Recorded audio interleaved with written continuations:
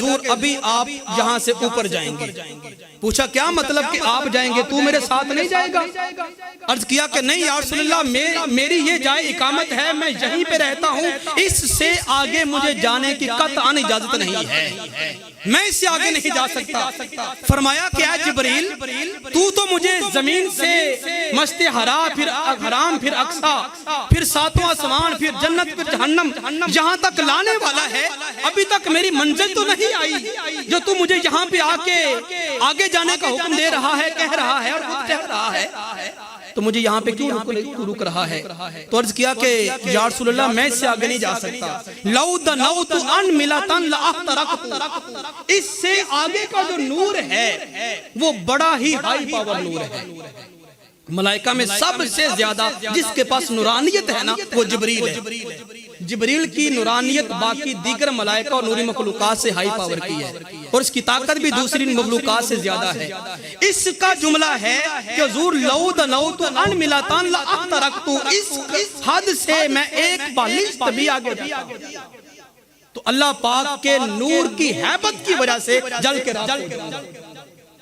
تو سرکار نے فرمایا اے جبریل، تو بڑا اپنے آپ میں مان کیا کرتا تھا، تو اپنے آپ میں بڑا اتراتا تھا کہ میں جبریل ہوں، میرے 600 پر ہیں، میرے ایک پر میں اتنی طاقت ہے کہ زمین کا قایا پلٹ کر رکھ سکتا ہوں۔ تو اپنی طاقت کے اوپر بڑا مان تھا، اور تو ہی تھا نا جس نے میرے دادا ابراہیم سے جا کے کہا تھا جب ان کو آگ میں پھینکا جا رہا تھا، تو نے کہا تھا ابراہیم میں اللہ کا فرشتہ جبریل ہوں، میری طاقت کا یہ عالم ہے کہ آنکھ جھپکنے سے پہلے سدرہ سے زمین اور زمین سے ہو کے دوبارہ سدرہ پہ جا سکتا ہوں، یہ میری طاقت کا عالم ہے۔ ابراہیم اللہ کے نبی آپ ابھی آگ میں جا رہے ہیں، مجھے حکم دیں میں آگ تک پہنچنے سے پہلے آگ یہاں سے اٹھا کے کہیں دور پھینک دوں گا، میرے پاس طاقت ہے، میں وہاں جا سکتا ہوں جہاں کوئی نہیں جا سکتا۔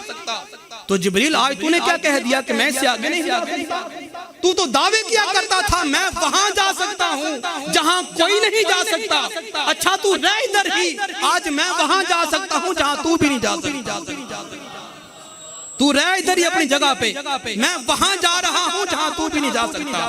پھر روایات کے اندر آتا ہے کہ سرکار نے اس کو اعتراض کا جواب دینے کے لیے اور اس کو شرمندہ کرنے کے لیے جبریل کو، اور اسے یہ بتانے کے لیے کہ جہاں پہ تیری طاقت کی انتہا ہوتی ہے نا اس سے آگے ہماری طاقت کی ابتدا ہوتی ہے، یہ اسے بتانے کے لیے اس کے ہاتھ کو پکڑا اور فرمایا کہ جبریل تو نہیں جا سکتا لیکن ہم تو تجھے لے جا سکتے ہیں نا، ہم تو تجھے لے جا سکتے ہیں، ہمارے پاس طاقت اور اختیار ہے۔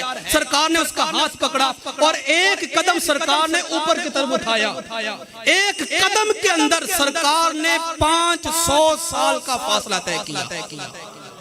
500 سال کی مسافت سرکار نے جبریل کا ہاتھ پکڑ کے طے کی۔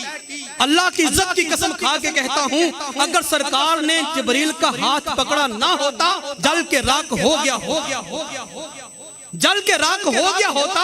یہ تو نسبت مصطفیٰ کا کمال تھا کہ ابھی تک بچا ہوا ہے، جب اتنی آگے پہنچ گیا، کراس کر گیا اس حد کو، تھر تھرانے لگا، سکڑ کے اس کا جسم چڑیا کی مانند ہوا، کہنے لگا یا رسول اللہ خدارا مجھے جس جگہ سے لے کے آئے ہیں وہیں پہ چھوڑ دیں، اگر ایک قدم آپ مجھے اور آگے لے گئے اتنا ہائی پاور نور ہے میں آپ نہیں لا سکتا، میری برداشت سے باہر ہے۔ سرکار نے فرمایا ٹھیک ہے تو اپنے مقام پہ رہ، میرے ابھی تک منزل نہیں آئی، میرا مقام نہیں آیا، میں نے تو کہیں اور بھی جانا ہے۔